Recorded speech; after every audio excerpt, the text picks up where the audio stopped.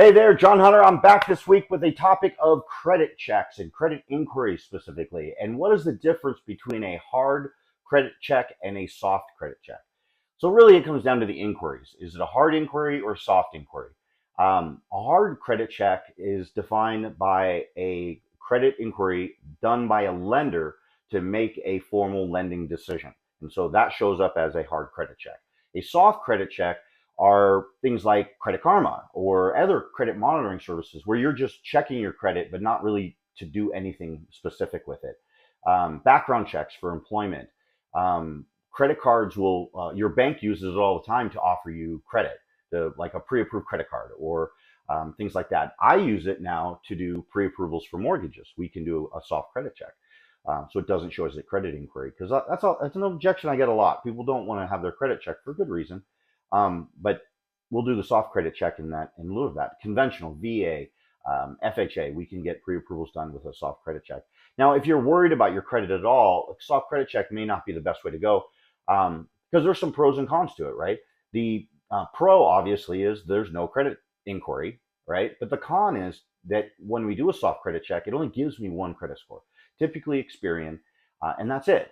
But when we make our final decision, we need all three credit scores. And so if Experian is your lowest score or your highest score, that pre-approval may not be accurate, right? The rate quote may not be accurate because if that score changes when we get the other two credit scores, because we drop the highest and the lowest, then that's a downside to it. But if you know your credit's good, it's typically it works out. All right. If we're concerned at all, we might do the full credit check. Now, the hard credit check, the con to it is obviously an inquiry, and that inquiry will actually stay on your credit for up to 2 years, and then it'll drop off. The older it gets, the less it matters. Inquiries really don't affect your scores very much unless you have a whole bunch of them, because that's what it's all about. It's all about their risk algorithm, and if you have too many inquiries in a short amount of time, you're a higher risk of default because maybe you're getting denied credit for some reason the credit report can't see.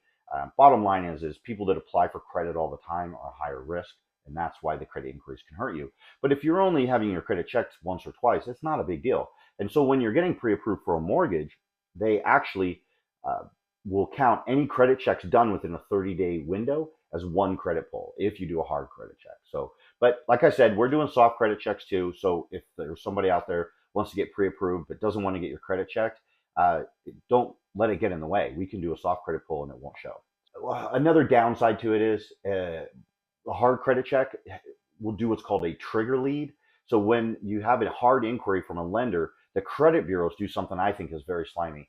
They will actually take your name and phone number and sell it to a whole bunch of mortgage companies. And all they know is a mortgage company checked your credit and your phone blows up. It's a bunch of telemarketers calling you over and over again for several days. It's really annoying. And all they know is somebody checked your credit. They don't know if you're refinancing. They don't know what you're doing. All they know is, New American Funding checked your credit on this day, and that's it. It's really annoying. Now, the soft credit pull, because it doesn't show as an inquiry, you don't have that trigger lead go out. So what I'm doing really is, for a lot of clients now, more and more, is doing the soft credit check to do the pre-approval, and then we'll actually even help you do the opt-out of those credit offers, which is great because you can opt out for up to 5 years. It cuts down on your junk mail, cuts down on the telemarketing calls. It's great, but it lasts for 5 years, and you'll know when it's up because all of a sudden you'll start getting calls and junk mail again. So it's actually really nice to have, whether you're buying a house or not. I have a whole video that I'm going to link to this that literally is all about the opt-out pre-screen website, which is like their do not call list, right? But we'll do it for you, or I'll send you the link.